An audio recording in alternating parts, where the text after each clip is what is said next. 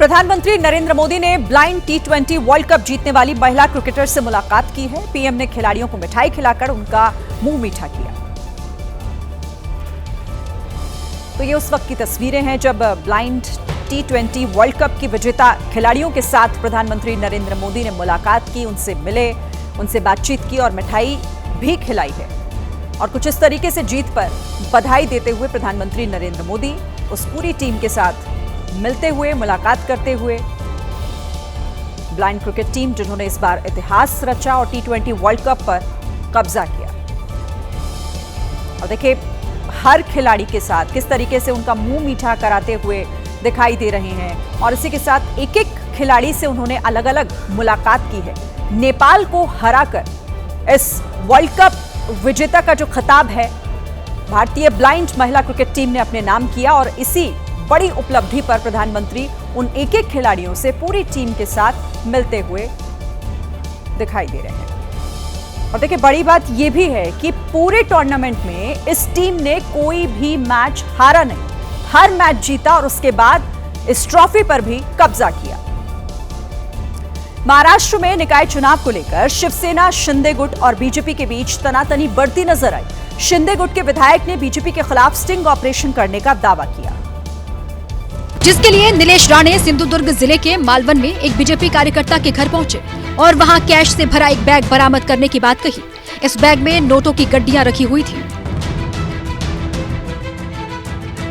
नीलेश राणे ने आरोप लगाया कि ये रुपए चुनाव के दौरान मतदाताओं को लुभाने के लिए इस्तेमाल किए जाने वाले थे। भाजपा के जो प्रदेश अध्यक्ष है श्री रविंद्र चौहान जी, ये जब जब कोकण में आते हैं, मालवन में आते हैं, तब ये सारा डिस्ट्रीब्यूशन शुरू होता है। रुपए बरामद होने के बाद उन्होंने तुरंत चुनाव आयोग और मालवन पुलिस को बुलाकर कार्रवाई की मांग की। हालांकि नीलेश राणे के आरोपों से बीजेपी ने साफ इनकार किया है। दिलचस्प बात यह है कि नीलेश राणे के पिता और भाई दोनों ही बीजेपी में हैं। उनके भाई नीतीश राणे महाराष्ट्र सरकार में मंत्री भी हैं। नीलेश राणे के आरोपों के बाद बीजेपी और शिंदे गुट में विवाद बढ़ता दिखा। देश के अलग अलग हिस्सों से लगातार बीएलओ की जान जाने की खबरें आ रही हैं। उत्तर प्रदेश से एक और मामला सामने निकल कर आया, जहां बीएलओ की मौत का जिम्मेदार एसआईआर प्रक्रिया को बताया जा रहा है। देवरिया की रहने वाली रंजू दुबे एसआईआर प्रक्रिया में जुटी थी। शाम को सुपरवाइजर का फोन आया और दावा है कि काम का दबाव बढ़ने के चलते उनकी जान चली गई। मीटिंग में हुआ कि सभी बीएलओ को 50 फार्म ऑनलाइन करना है और वो भी 10 बजे तक। जो भी 10 बजे तक नहीं कर पाएंगे उनको तहसील में बुलाया जाएगा और तहसील में कराया जाएगा। इसी के चलते उनका थोड़ा तबीयत बिगड़ने लगा। हालांकि प्रशासन ने इन आरोपों को नकार दिया कि उधर लखनऊ में कई बीएलओ कह रहे हैं कि वो आधी आधी रात तक काम कर रहे हैं। रात में हम लोग 1:30 से 2 बजे तक काम करते हैं। घर में बच्चे भी हैं, बूढ़े लोग भी हैं, लेकिन वही अब क्या कर सकते हैं, ये जिम्मेदारी ज्यादा जरूरी है। फैमिली को दाएं बाएं करके करना पड़ता है किसी तरीके से।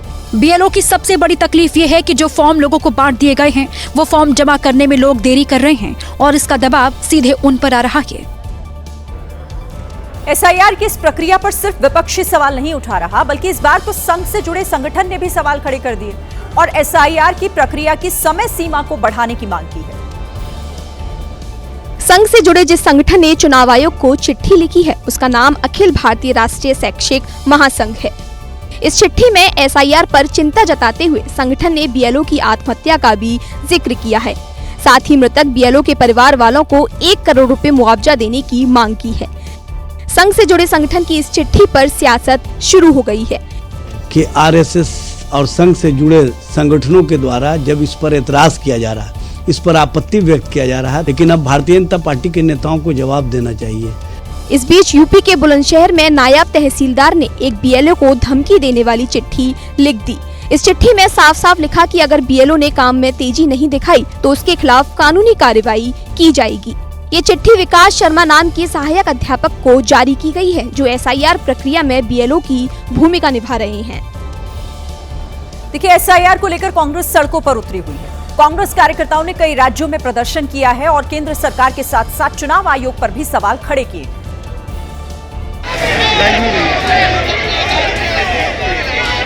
तस्वीरें भोपाल की हैं, जहां कांग्रेस कार्यकर्ताओं की पुलिस से नोकझोंक हो गई।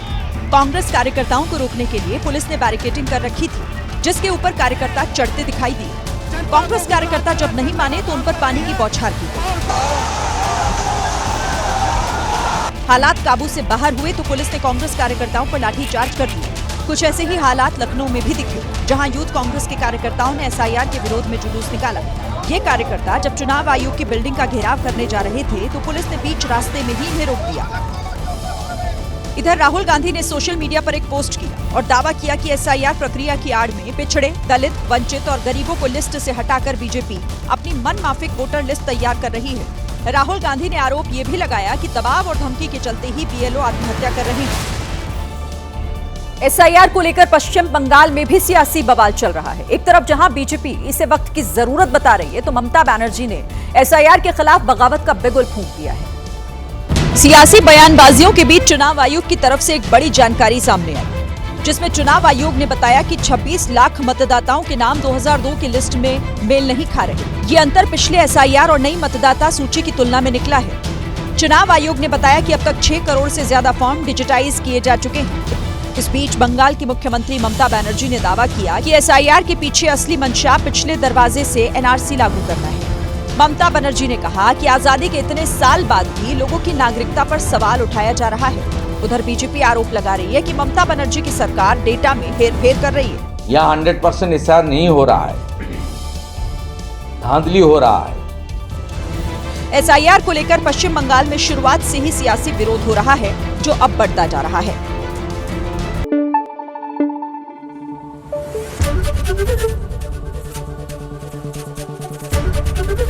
एबीपी न्यूज आपको रखे आगे।